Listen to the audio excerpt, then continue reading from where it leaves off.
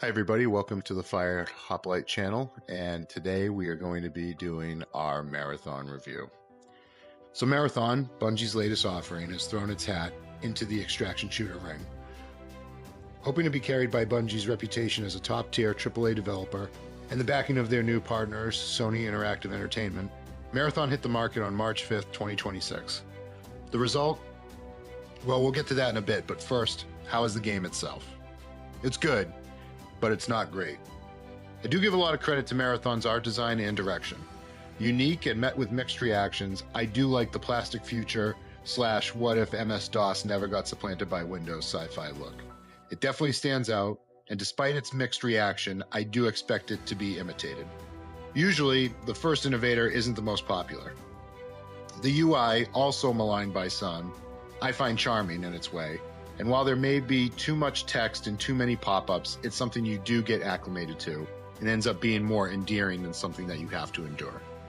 The shells, which at launch are the 6 avatars or runners players can choose to play as with their own powers and abilities, I did find a bit lacking from an aesthetic perspective.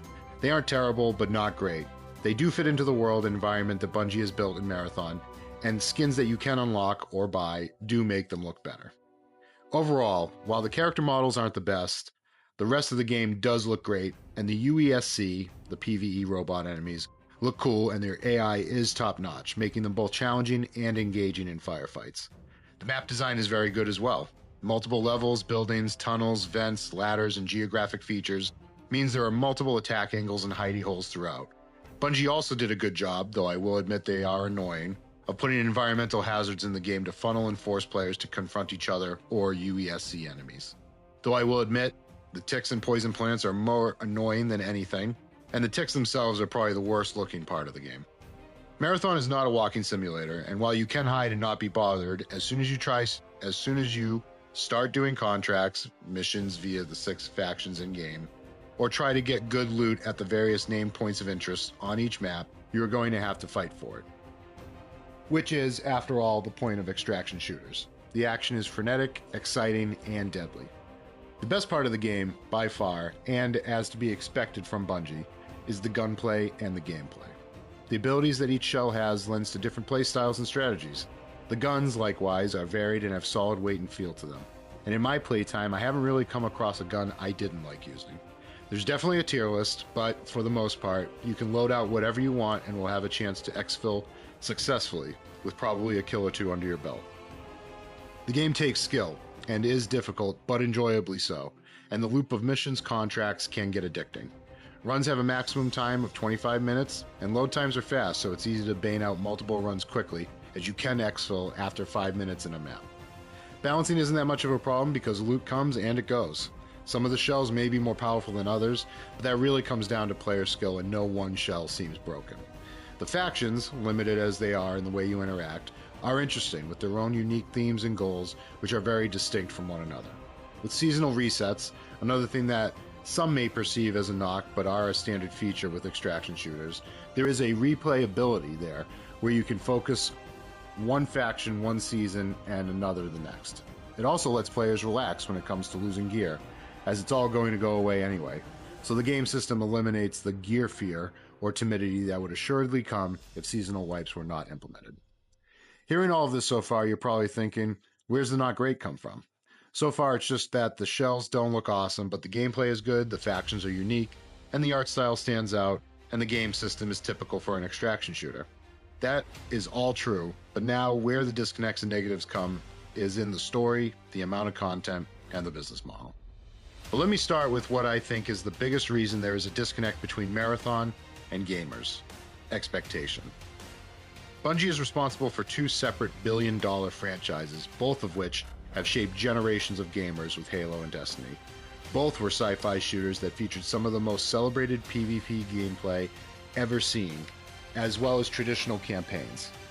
Destiny faltered with the latter, but Halo's Master Chief is one of the most beloved protagonists in gaming history. Even Bungie's Halo spin-offs, ODST and Reach, featured campaigns and PvP that were largely loved. Marathon, by virtue of its genre, has none of this. There is no single-player campaign, there is no protagonist, per se, and there is no traditional arena PvP. The narrative, a stand-in for a campaign which I define as single-player levels, checkpoints, cutscenes, which Marathon does have, is substantial for an extraction shooter. But this narrative is told in Metal Gear Solid-esque codec sequences. You, the nameless runner, are introduced and work for 6 factions, so far. It looks like a 7th will be added, through their primary contacts that task you with various priority contracts or missions. When completed, progress the narrative. Revelations of what happened to Tau Ceti are revealed slowly as the player runs again and again and again. While engaging and interesting, it is not enough to replace the feeling you got in the Halo games or even Destiny's lackluster campaign. The factions and the leaders each have their unique flavor, and their representation is the same weird, creepy, futuristic aesthetic that the rest of the game shares. Largely, they represent corporate interests that are attempting to find out what happened on Tau Ceti for various reasons. For profit, for research, investigation, and one anarchist faction looking to break windows. It just isn't the same as, I need a weapon. Speaking of Chief, the lack of a protagonist means the player isn't able to latch on to the IP as they did in Halo. Master Chief, the Arbiter, the Rookie, and Noble Six are all cherished characters that players eagerly stepped into. Even Destiny, which is much closer to Marathon in that the player was a nameless guardian, was bolstered by the single-player campaign via the cutscenes or even just interacting with NPCs in the city. Bungie, in choosing to do an extraction shooter, prevented themselves from returning to the creation of a legendary protagonist, and instead followed the Destiny path of the anonymous avatar, but this time with even less intimate interaction with the NPCs who now just talk to you via video call instead of interactive conversations in the city. To make matters worse, the game makes it clear that you are just a cog in the machine exploiting the dead colony of Tau Ceti.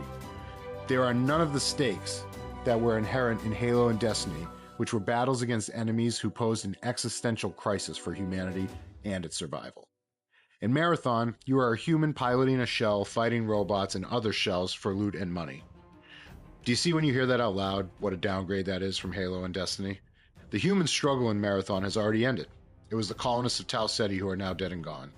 You are just a scavenger working for corporations against government drones who are all claiming the ruins of Tau Ceti for themselves. It's a far cry from the heroism and nobility of the human struggle against forces bent on its destruction. Finally, the lack of traditional PvP. Bungie is known and celebrated for its arena PvP. So much so, an entire Skinwalker studio was born, 343, just to keep Halo and its PvP alive. Marathon, again by Bungie's choice to do an extraction shooter, has abandoned probably the single most important facet of their gaming legacy completely in this title. Yes, there is PvP, VE, and you can have a team of 3 square off against other teams of 3, but it's just not the same. That, in and of itself, isn't bad. Games have to evolve, and, as many Marathon defenders would say, you don't want the same game over and over and over again. But the real question is what was replaced better than what you have? I'm a firm no. Now, had Marathon launched with the extraction shooter mode and some arena PvP maps, then we're talking. We'd be cooking with gas, but it didn't.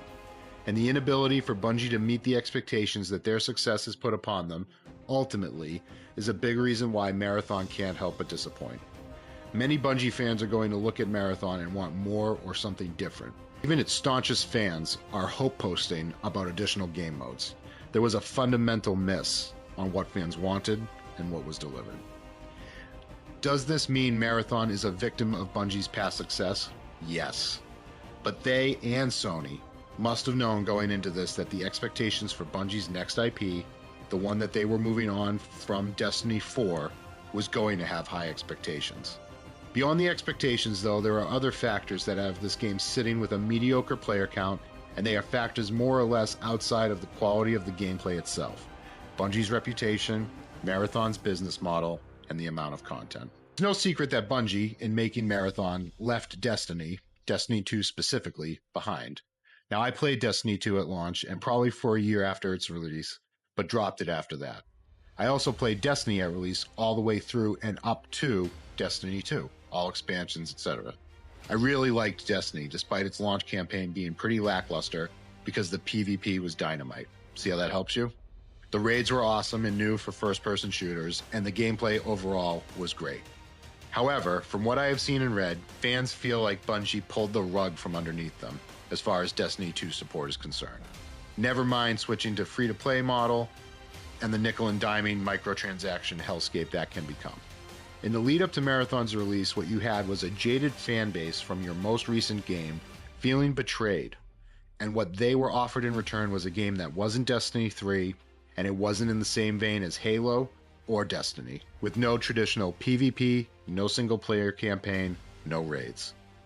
Then you had the plagiarism issue, which was a complete own goal and PR nightmare for Bungie, again in the lead up to Marathon's release. Bungie basically burned almost all of their goodwill from the Halo days with the Destiny era, from Destiny 1's launch all the way up to Destiny 2's seeming abandonment for Marathon. They don't have the same level of grace they did when Destiny 1 launched in 2014, coming off maybe the greatest run of FPS titles in gaming history. Halo 1 to Halo Reach is unmatched in my mind, which carried it over its bumpier release, and that Bungie, to their credit, largely rectified with the Destiny DLC The Taken King in 2015. I mention all of this because I see it as a reason why players are not jumping in and buying Marathon right away. There is resentment from the very people that should be the core base of players that would buy the game. Another reason? Suspicion of the business model, which, I am sad to say, the detractors are more correct than not. At a $40 price point, which was the right decision for the content this game has, gamers also have an expectation that they won't be nickel and dimed as much as they would be if this had been a free-to-play game. One of the first things you'll notice in Marathon is there are 3 currencies: credits, silk, and lux. This is not unusual for a live service game, but I, and many gamers, find it very, very scummy and greedy.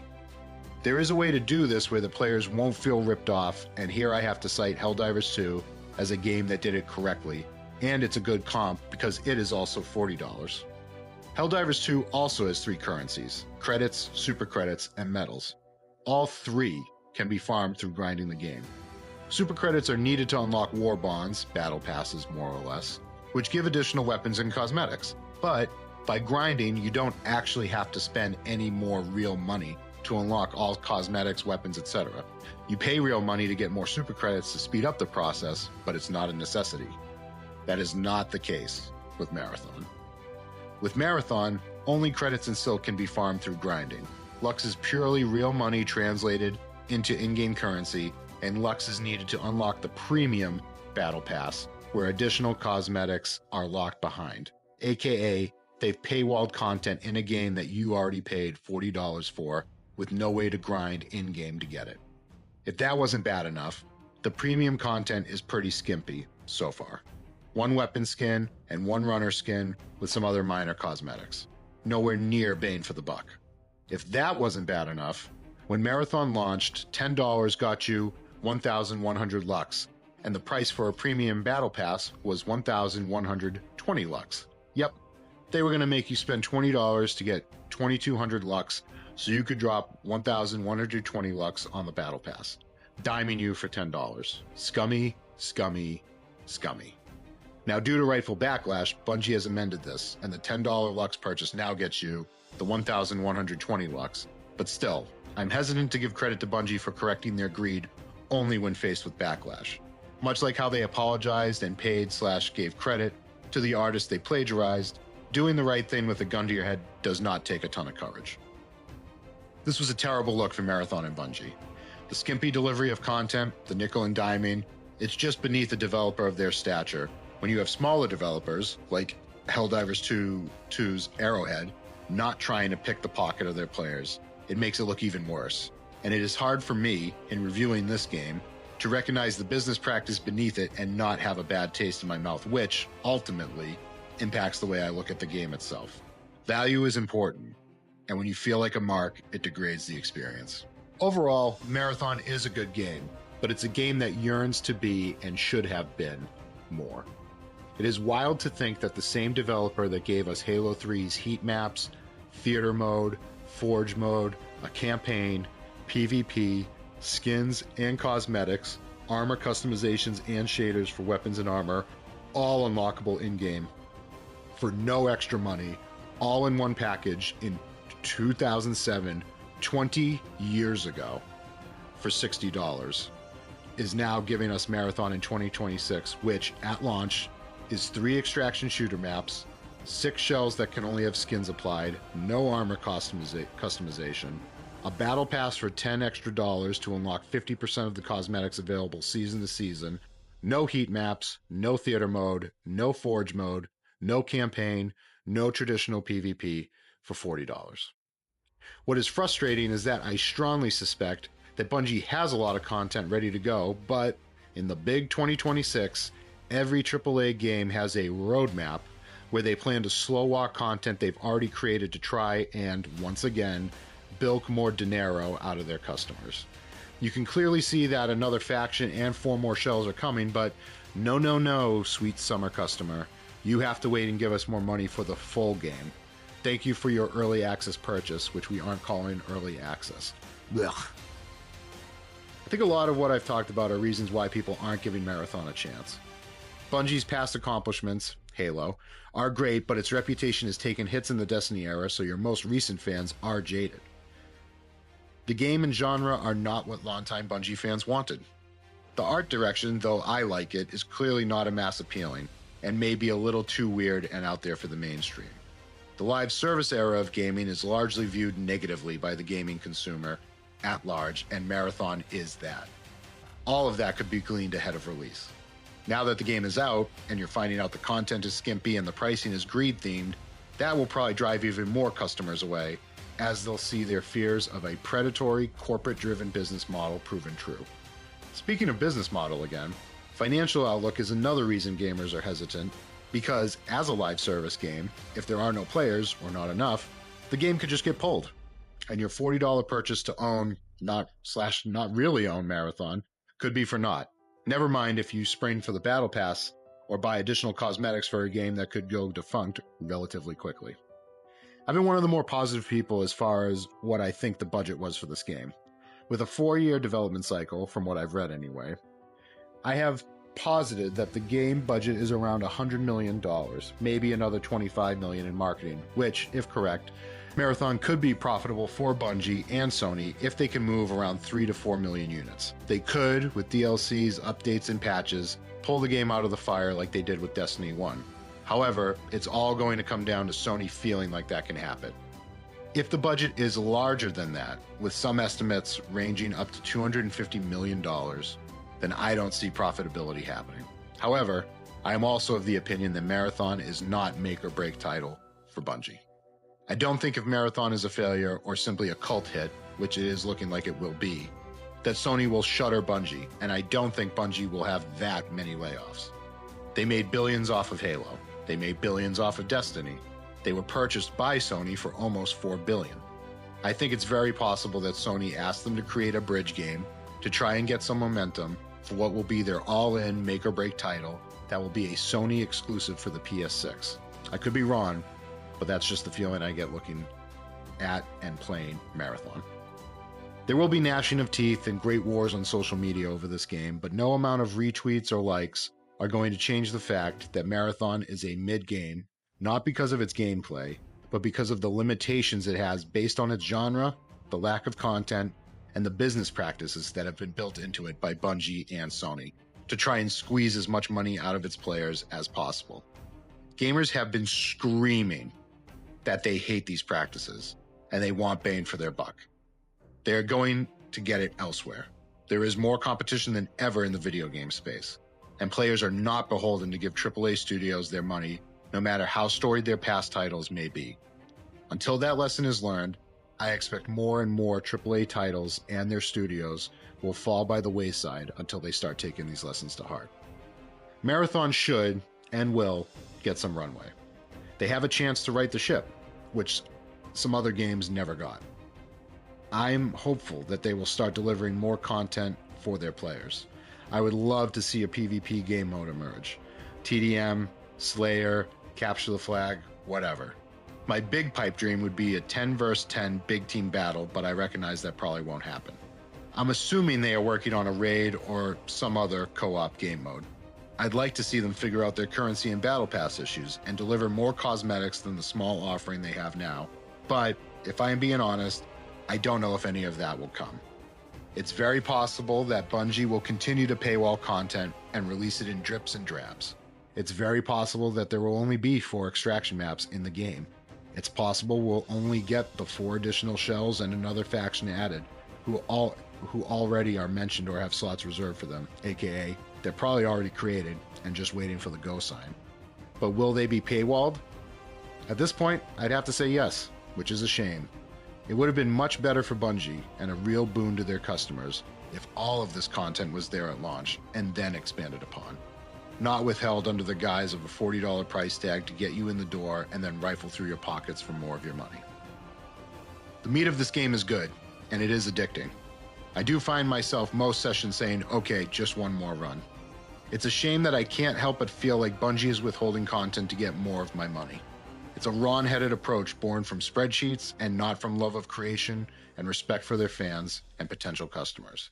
You never want to be the vendor selling something that has customers feeling ripped off. Always better to have your margins be smaller, but the customer blown away by the value provided. Marathon is the former. Halo 3 was the latter, and that's the problem Bungie is faced with. I really hope this stumble out of the gate doesn't turn into a fall, but no one reigns as king forever. 7 out of 10. 1 IGN.